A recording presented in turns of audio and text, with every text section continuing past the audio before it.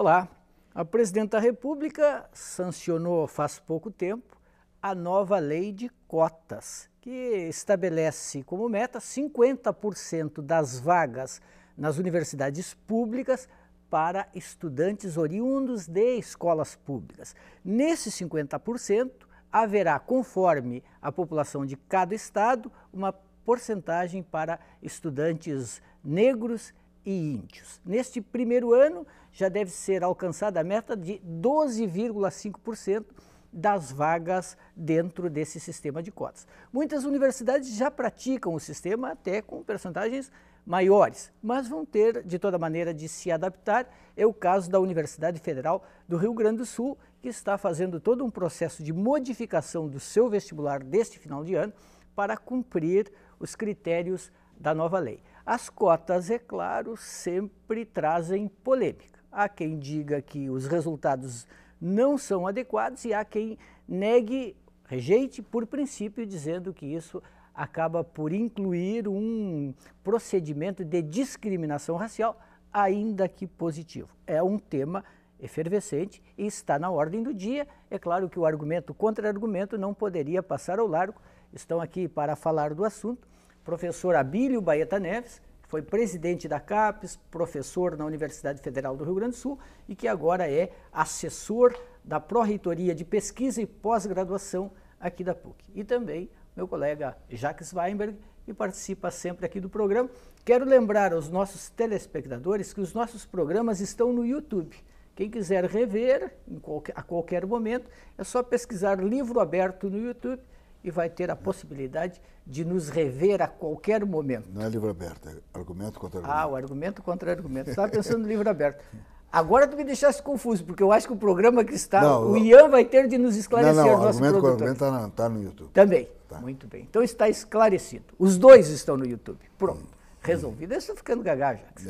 Professor Abílio Baeta Neves, como é que o senhor analisa essa questão das cotas nas universidades públicas? Bom, em primeiro lugar, muito obrigado pelo convite. É um programa que eu tenho acompanhado sempre que posso. Esse tema está se tornando um tema muito apaixonado e muito apaixonante. E quanto mais um assunto desses ganha essa qualidade, eu acho que nós perdemos um pouco de objetividade para tratar o problema que, na verdade, está na raiz da discussão de cotas.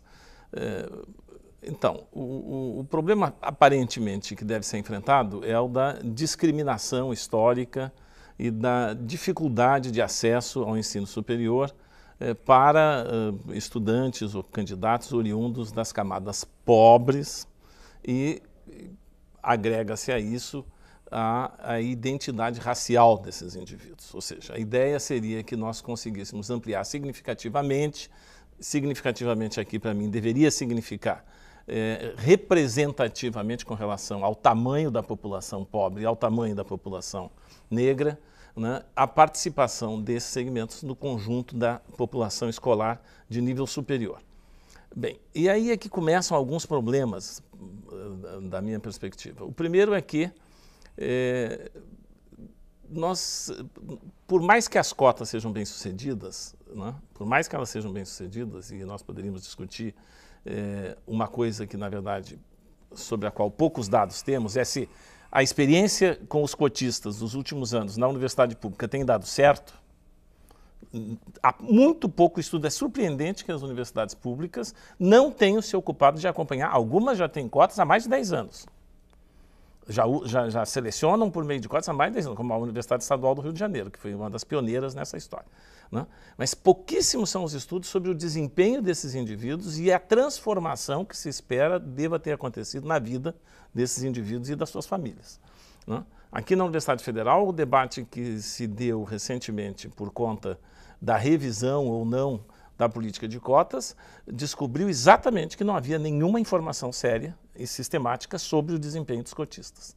O mesmo tem sido dito, professor, em relação às cotas nos Estados Unidos. Eu li artigos de especialistas dos Estados Unidos dizendo, olha, ninguém conseguiu comprovar ainda se ajuda ou se atrapalha.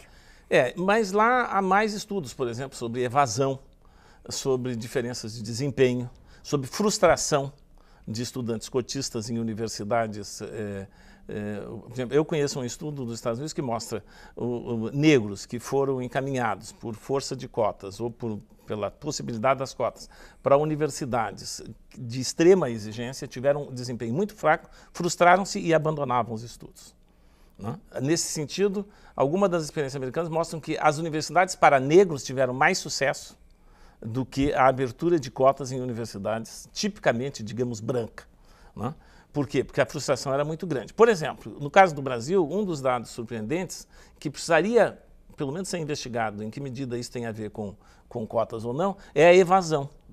As pessoas não falam muito, mas a evasão das universidades públicas federais gira em torno de 35%. Dos alunos, na média. Dos alunos negros? De um modo geral. De modo geral. De modo geral. Mas como não há estudo sobre evasão nas universidades públicas... Por que não há?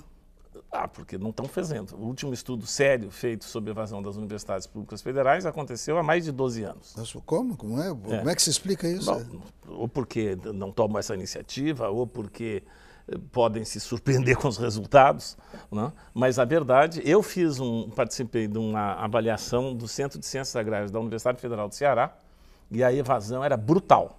E quais eram as razões? Variadas razões, desinteresse dos alunos, dificuldade de acompanhar, porque ali não tinha nada a ver com cota e a Universidade Federal do Ceará não era uma que tenha, das pioneiras, digamos, na implantação do sistema de cotas.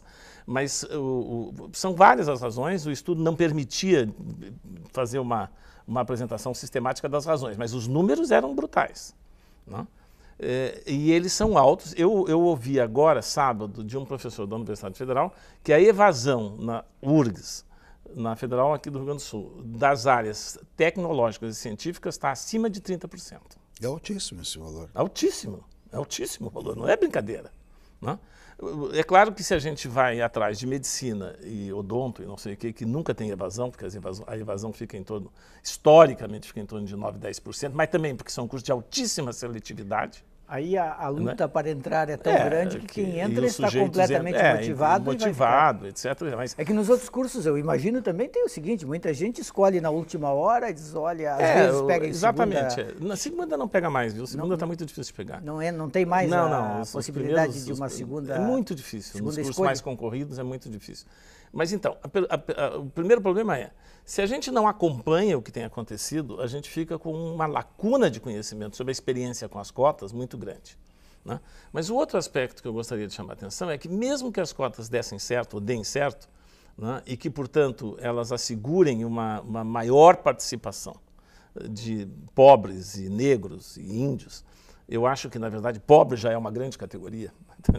Eu acho que é a categoria, não é apenas a mais abrangente, mas é a menos discriminatória e é a mais, digamos assim, positiva e mais fácil de se caracterizar. Quer dizer, é difícil o negro no Brasil autodeterminado, né? Quer dizer, estamos sujeitos a uma população absolutamente mixigenada, estamos sujeitos, daqui a pouco todo mundo é negro, né? Talvez o Jacques não seja, mas... Como não sou negro? Vim da Etiópia. Então, piorou. Então todo mundo é negro. Sou um judeu negro da Etiópia. Olha só, e é perceptível. Tá todo mundo... Agora, de qualquer modo, se quiser, pode dizer, né? Eu sou negro. É isso que vai acontecer, né? Bom, mas então, o outro ponto é o seguinte, que eu gostaria de insistir. É que o efeito que as cotas têm produzido até agora, na verdade, é um efeito, em termos da inclusão absoluta de pobres, é um efeito quase ínfimo com relação ao tamanho dessas populações. Por quê? Porque nós temos um ensino superior e um número de matrículas no ensino superior, sobretudo público federal, muito pequeno, para não dizer ridículo. Ou seja, hoje eu peguei um dado interessante. Há 10 anos, o número de egressos do ensino médio no Brasil é o mesmo. Há 10 anos. Uhum. Há 10 anos... Era de se imaginar que tivesse crescido, né? E é o mesmo. É o mesmo. A escola pública não aumenta? Nem pública, nem nada. O número de egressos do ensino médio há 10 anos é o mesmo no Brasil. Ou seja, é um escândalo. Quer dizer, o problema realmente é o ensino básico. Então, se eu estou falando de inclusão social, digamos, que é a tese por trás da política afirmativa, né, eu deveria estar preocupado realmente em que isso fosse um movimento de inclusão que tivesse alcance e repercussão absoluta sobre a população. Em todo o sistema. Em todo o sistema. Não é isso que busca a lei com esse índice agora de 50% se não aumentar o número de vagas, Na escola secundária. Se não aumentar o número de candidatos para o ensino superior, nós vamos... O que nós vamos botar? Nós vamos botar 50% de candidatos negros e brancos, que por sua vez representam, esse número de candidatos representa uma parcela muito pequena da população negra e pobre, digamos, sobretudo pobre. Esse é o problema. Quer dizer, nós estamos pegando mais pelo efeito do que pelo problema básico que deveria ser atacado. Ou seja, nós vamos de fato fazer inclusão se nós melhorarmos, não apenas qualitativamente, mas melhorarmos o desempenho da escola de um modo geral, de nível médio, e aumentarmos significativamente o número de candidatos para o ensino superior. Isso passa, por exemplo, claro, já que deixa eu falar, isso passa, por exemplo, por medidas como essas que estão em discussão no Congresso, por exemplo, a ideia de aplicação de 10% do PIB em educação. Passa, mas passa antes... Aumentar os recursos para a educação é um tema que é difícil alguém ser contra. Né? O Brasil é um dos países que investe menos em educação. Não, o Brasil não investe tão menos do que Saiu uma outros. pesquisa agora, o Brasil estava atrás até de alguns países africanos.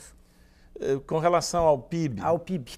Bom, mas o Brasil não... Eu diria assim, o Brasil pode investir mais, certamente pode investir mais, pode fazer um investimento mais equilibrado também.